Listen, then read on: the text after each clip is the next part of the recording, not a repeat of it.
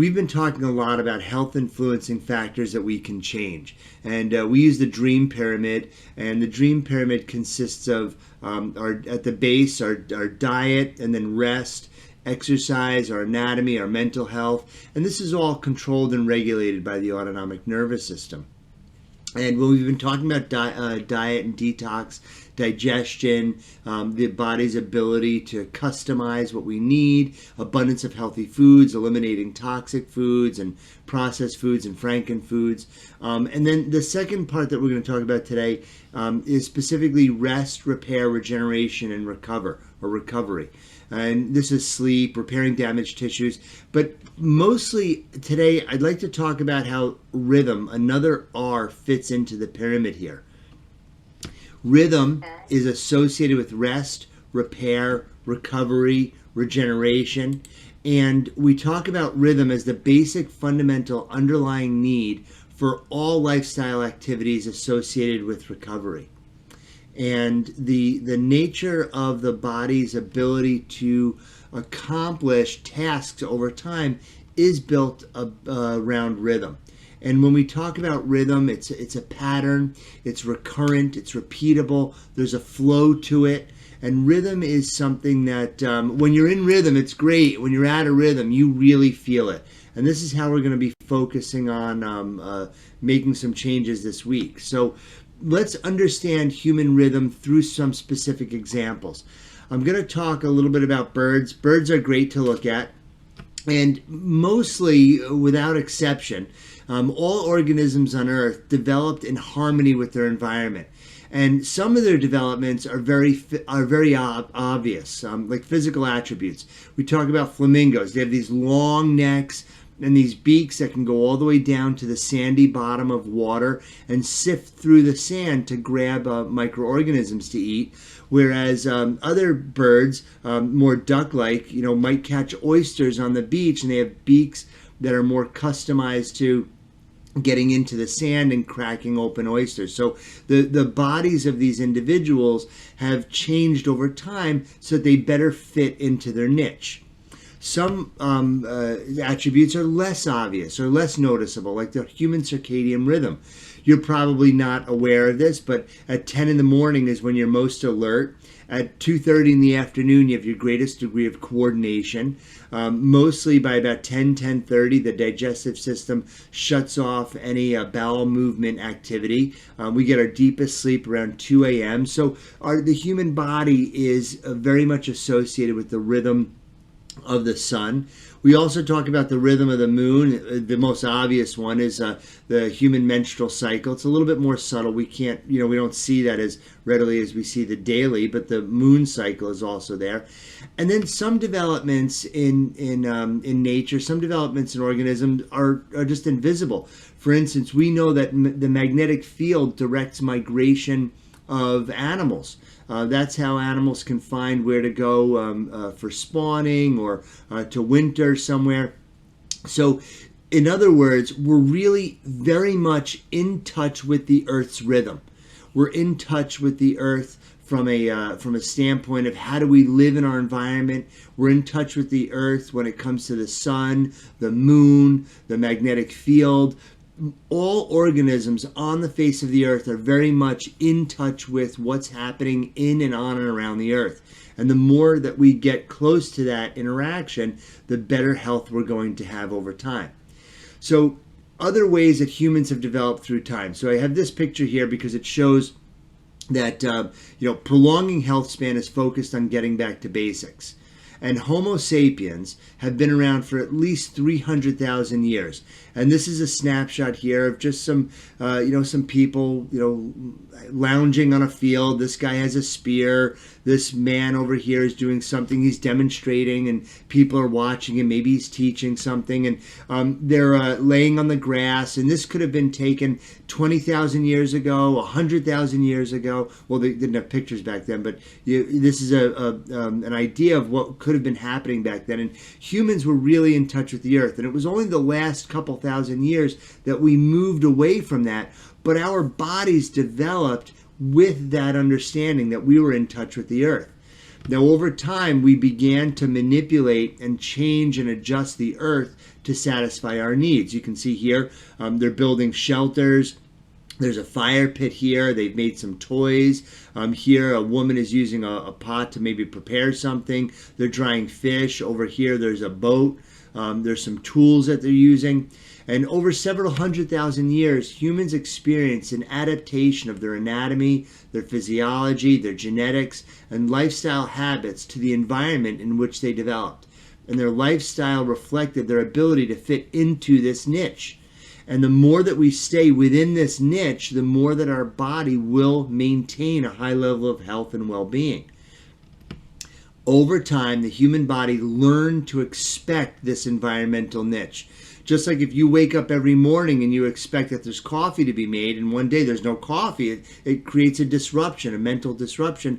The same idea in the human body. If the human body has developed over time to have certain expectations, a level of oxygen, a certain amount of gravity, a lunar cycle, a daily circadian rhythm, a magnetic field to the earth, and we don't provide that, the human body falls out of sorts, right? So we use this quote quite a bit. Not meeting the body's expectations is an anathema. It's offensive to the body when we don't meet the basic physical needs and physiological needs of the body. So what are some things that are needed to meet the body's expectations? These are very simple activities. There are no known side effects with them, and they have a really high potential to help you. Right? So the first thing is morning sunlight. We should all get morning sunlight. In the past, humans woke up every day, unless there was a big storm or maybe there was an eclipse. Every day a human being woke up for millennia, for hundreds of thousands of years, there was morning sunlight. This is what the body is used to being exposed to. Morning sunlight, and sunlight in general, acts like a drug on the brain. It increases energy, improves your mood, it gives you a better night's sleep. It boosts neurotransmitters and even helps to reduce some symptoms of pain. And we're going to talk about in a minute how we use red light therapy for that. But even in the office, when we use lasers and red light therapy to help reduce pain, to stimulate acupuncture points, we use it for healing. Now, we know that the benefits of sunlight include that it's a good source of vitamin D. When we talk about vitamins, vitamins are things that are essential for the body to have. The body needs certain things on a daily basis so that we can live, thrive, and function. We need oxygen, right? We need to have water. There are certain things that we need, and one category of our needs are vitamins, and we get vitamins from the foods that we eat. There's only one vitamin that we make within our body using sunlight, and that's vitamin D. If we didn't have sunlight, we wouldn't have vitamin D, and we as humans would die. So we are very connected to the sun for a source of life. The rhythm of the sun cycle also gives us assurances that we'll have a better night's sleep. We know that it lifts mood, it lifts our attitude, it creates a release of chemicals in our brain, the serotonin releasing chemicals in our brain. It increases dopamine levels. It's overall very beneficial for the body. It helps weight management. I'm not so sure how that does, but I know that there are some studies that show that it does, right? We know that it can cure depression, improves eye health, improves brain function. It boosts immunity, reduces cancer risk, right? So we know that the exposure to sunlight is very, very beneficial. There's even a diagnosable condition called SAD, S-A-D, seasonal affective disorder, where we're not as exposed to as much sunlight as we should be or need to be. Each individual has a different need, but the amount that an individual needs, if it's not met, the body will move into a depressive state.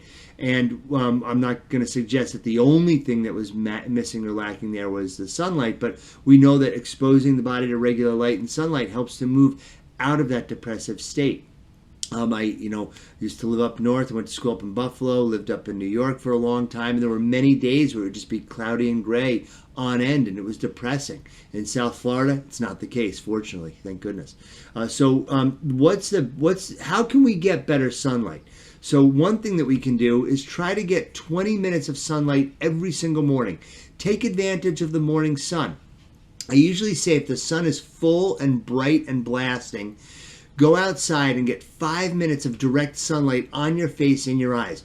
Don't stare directly at the sun, of course, but stare in the direction of the sun, like slightly off, and get that sunlight bathing your eyes. If it's a cloudier day, 10 minutes. If it's overcast, a minimum of 20 minutes. Use mechanical shades to let it says to floor your room, but to flood your room with light in the morning. Get a window seat during your commute. I mean, sitting in a car, try to sit next to the window if it's possible. Then you can also purchase a light box to mimic the sleep benefits of morning light. This is one company. I don't necessarily endorse them better than any others, although they seem to have really good products and reasonable pricing and very available. And what we're looking for right around the 4,000 K range is going to mimic the best morning sunlight, evening sunlight. You can do 5,000's middle daylight, but 4,000 seems to be the best. We want something around 10,000 lux might be a good amount. The closer you sit to it, the more of an effect it will have on you. And also look for ones that don't have UVA or UVB rays. Some of the bulbs to provide a good amount of sunlight mimicking light will also have UV rays in them. So I encourage you to get an LED one if you're going to get one, and put it where you can get it right at your face and have it delivered into you. You might want a diffuser or something, but it really does help to improve. We can also talk about red light therapy. Now, the sun also delivers infrared, but you can deliver the same infrared therapy with a red light.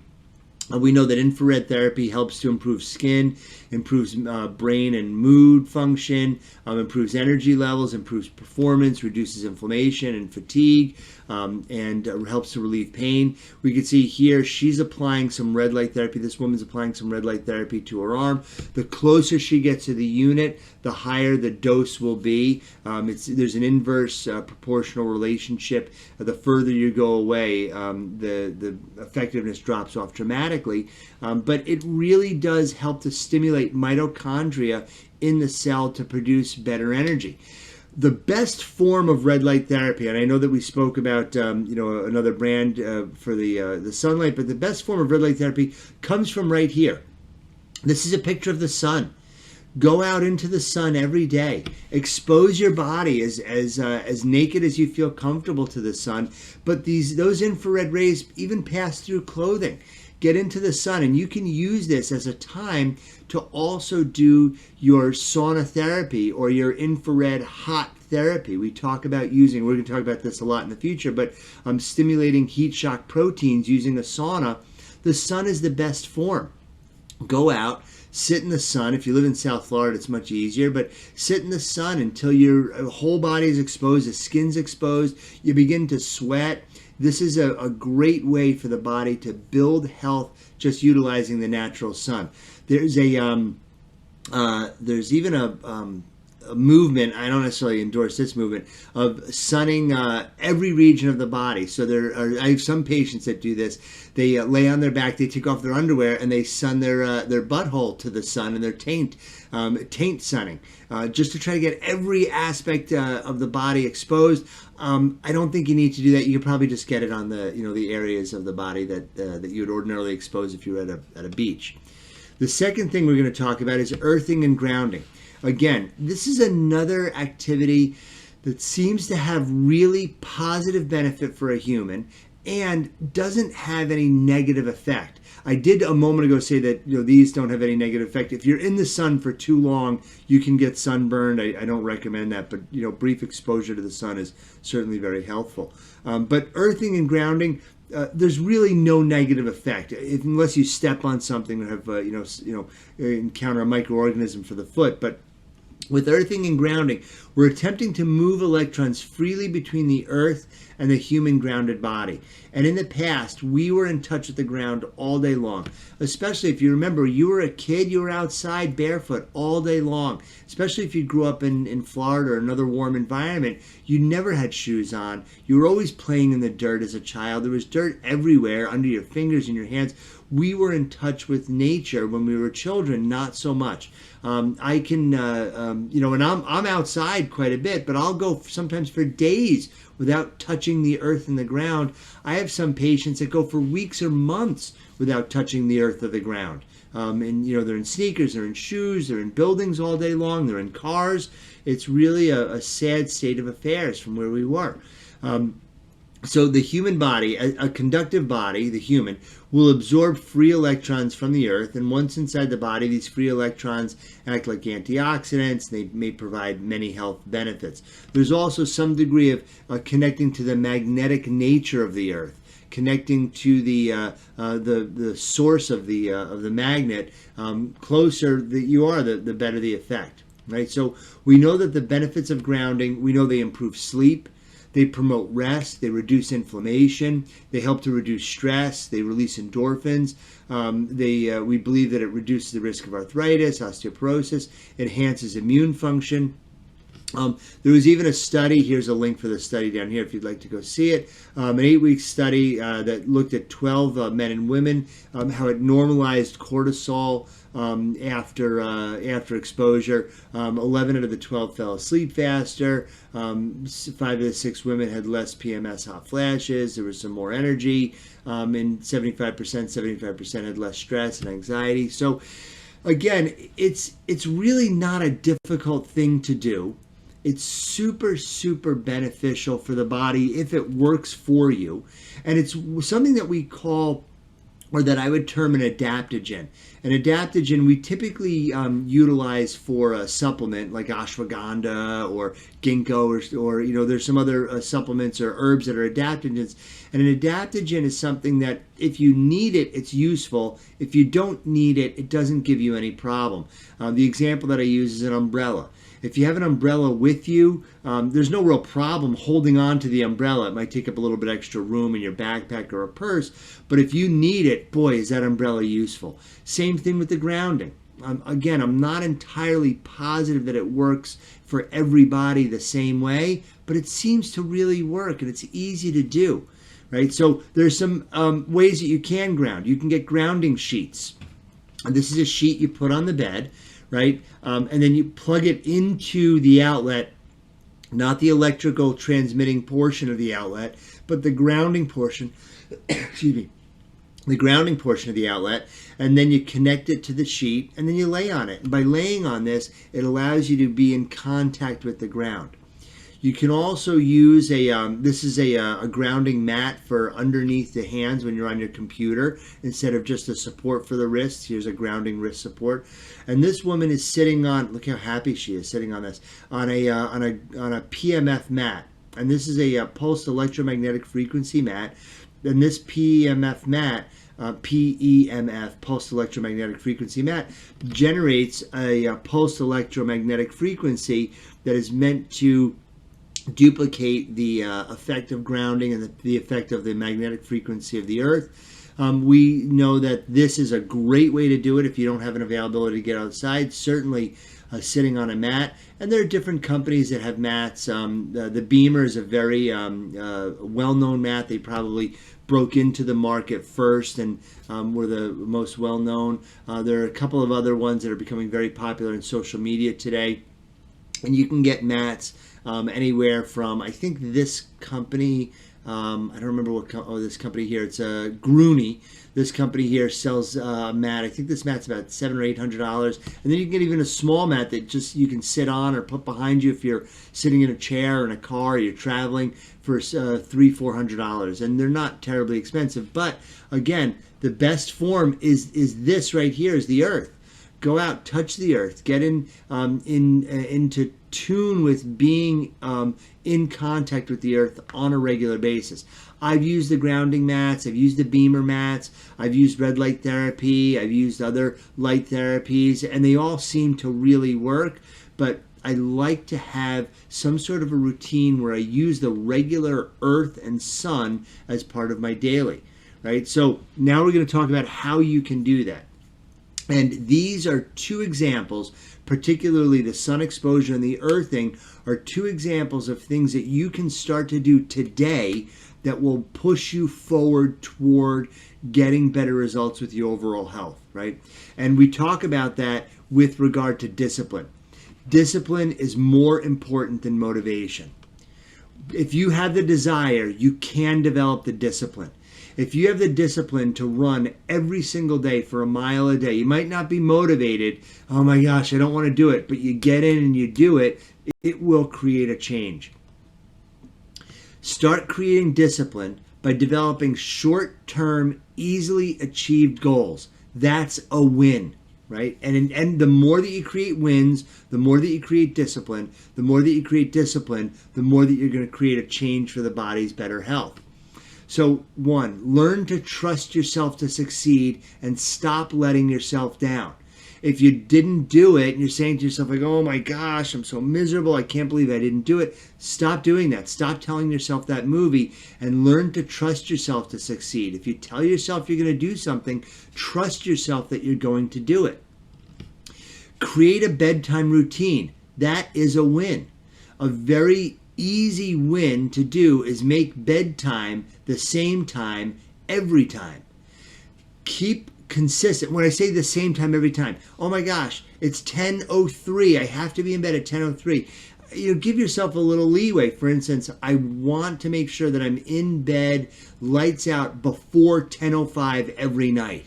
Right? Okay, if you get into bed, it's 9:57, you've hit your goal. If it's 10:07, you didn't hit your goal, that's not a win. Make sure that it's the same time every time. And it's an easy way to create a regular win. And you'll find yourself like, yeah, you know what, I did it today. And it seems silly, but it really does work. Create a morning routine. This is another easy win. And we've spoken about a couple things here, right? These two, sunlight exposure and earthing. Making an opportunity for your body to wake up 10, 15 minutes early.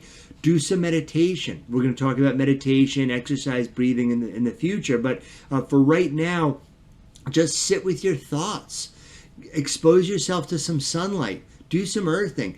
Anything that you would like to do for a morning routine. It could be a stretching routine in the morning. It could be waking up, reading the newspaper and drinking. But create a regular morning routine. Ideally, a morning routine that advances the health forward. Right, so drinking coffee with sugar in it and reading about wars that are going on are going to be very depressive for your gastro and neuro-emotional systems. We don't want to do that. We want to do something that's going to be promoting the body going forward. Right, so that's the end of today's presentation. So what I'd like you to focus on over the next couple of days are figuring out where you can create an evening routine that helps to push the body forward. You know what? I don't floss my teeth. I should floss my teeth all the time. Let me create a nighttime routine of flossing. I love that routine. I don't have a nighttime routine of flossing. I actually floss when I'm in the car driving. I have those little dental plackers, and they work. That's my car routine. After I drop my son off at school, I drive to work. I actually drive to the gym. I floss at that time. That's a driving routine, and for me, that's another win. And every time that I hit a routine and I complete it, it advances me forward. Where I am now doing, I'm trusting myself to succeed, and I'm creating a discipline for another activity. There is no value in learning anything that we've spoken about for these last several weeks if you haven't turned it into a discipline of activity. The only person that can turn this into a discipline of activity is you.